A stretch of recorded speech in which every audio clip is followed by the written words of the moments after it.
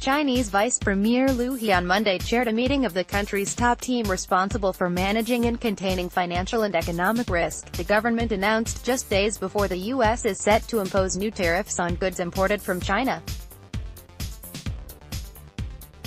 The Financial Stability and Development Committee, which comprises some of President Xi Jinping's most trusted officials, convened to discuss economic threats and external risks, according to a statement published late on Tuesday on the government's website. While it did not directly mention China's long-running trade dispute with the U.S., it appeared to reference it by saying the country has favorable conditions to win big risk control battles and cope with external risks. Are these Chinese export numbers an olive branch in the countdown to a trade war with the U.S.? The statement said also that Liu, who has spearheaded Beijing's trade talks with Washington, listened to a report by People's Bank of China Governor Ye Gang on the government's plans for handling financial risk through 2020. Ye is also a vice chairman of the committee and head of its office at the central bank. It seems likely the committee was behind the announcement made on Tuesday by the central bank that it would support the yuan. China's currency and stock market have been under considerable pressure in recent days, but after the announcement, made during the lunchtime trading break, both rallied. On the mainland, the Shanghai Composite Index reversed losses in the final hour of the day to close up 0.4%, while in Hong Kong the Hang Seng Index recovered from a 9-month low. The value of the yuan against the US dollar also rose in afternoon trade.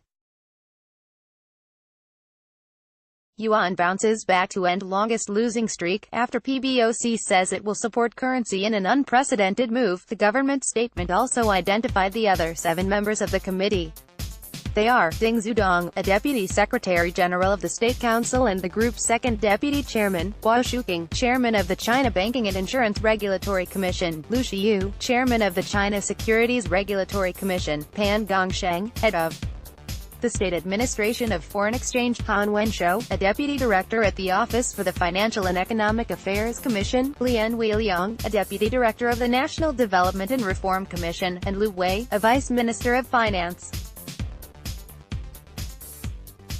As well as the regular members, Monday's meeting was attended by the deputy heads not only of the Communist Party's Discipline Committee, Personnel Department and Propaganda Unit, but also the country's Cyberspace Administration, Public Security and Justice Ministries, and the Supreme Court. China fails to attract foreign investors as U.S. trade dispute continues to hit stocks. Yuan. The website statement said that after its meeting, the committee concluded that China had achieved an initial victory in bringing financial risks under control and curbed the barbarian expansion activities of a few institutions, which it did not name. It might have been referring to the government's seizure of Anbang Insurance Group, the pending trial of Tomorrow Group boss Xiao Jianhua, or the controls imposed on powerful conglomerates like Dalian Wanda Group and HNA Group. The committee also agreed that China's huge domestic market size offers great leeway for Beijing to cope with external shocks, and that monetary authorities will go ahead with a prudent and neutral policy stance, according to the statement.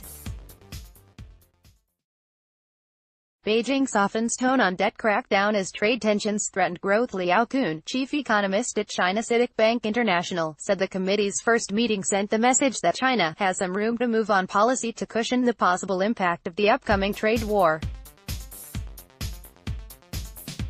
The U.S. is expected to impose 25% tariffs on $34 billion worth of Chinese products on Friday, and Beijing has pledged to retaliate. Trump, in turn, threatened to target a further $200 billion of Chinese imports if Beijing hit back. Additional reporting by Sydney Leng.